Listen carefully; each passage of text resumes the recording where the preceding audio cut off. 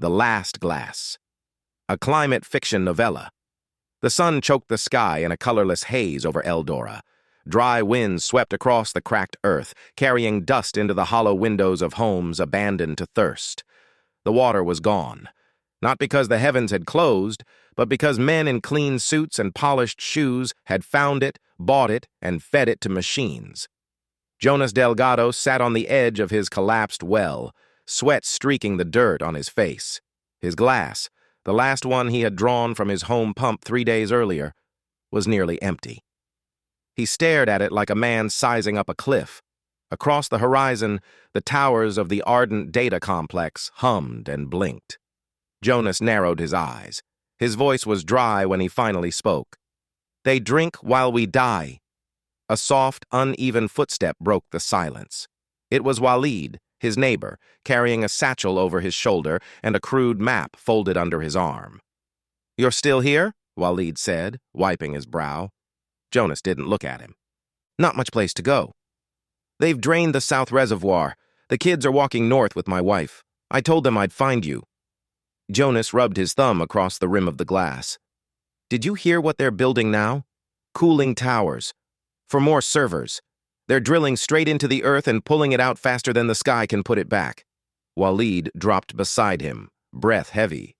"You've been to the gates?" "Yeah, I've been." Jonas spat into the dust. "I saw their trucks. I saw the foreign engineers laughing. They spoke like they owned the place." "They do own the place," Walid muttered. "The mayor signed the contract before he fled to the capital. The water rights sold to Ardent AI. On paper, the wells are theirs now." Jonas turned, his voice hard.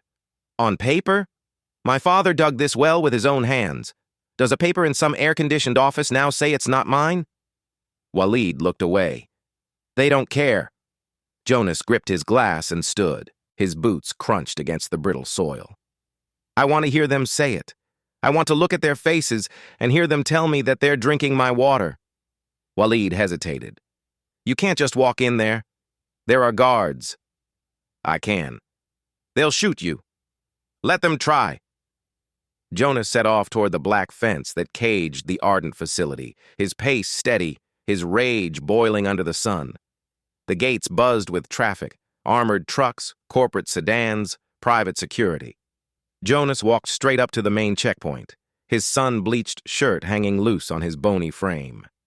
A guard in a crisp uniform raised his hand. "Halt, this is restricted." Jonas held up his glass. "I came to return something." The guard's eyebrows tightened. "Sir, this is private property." Jonas stepped closer. "I know whose property it is. I know who signed the papers. I know who sold the wells. But this glass?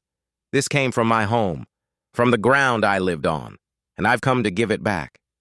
"You need to leave." Jonas didn't move. "Bring me your boss." The guard lifted his radio, grumbling. Within minutes, a black SUV rolled up, and out stepped Claudia Wynn, regional director of Ardent AI's water acquisition project. Sharp suit, perfect hair, and dark sunglasses.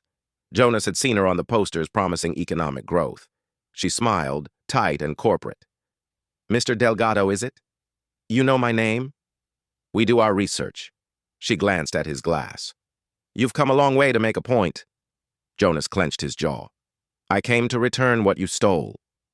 Claudia's tone softened as if she were speaking to a child. "You misunderstand. We purchased all municipal and rural water rights from Eldora. We pay your government. This is legal." Jonas stepped closer. "Legal? You bought paper. You didn't buy my bones. You didn't buy the sweat my father poured digging that well. You didn't buy the lives your pumps are draining." Claudia's smile faded. "You're upset. I understand. But we're building the future. Ardent AI is training models that can save lives, predict disasters, cure disease." "At what cost?" Jonas barked. "At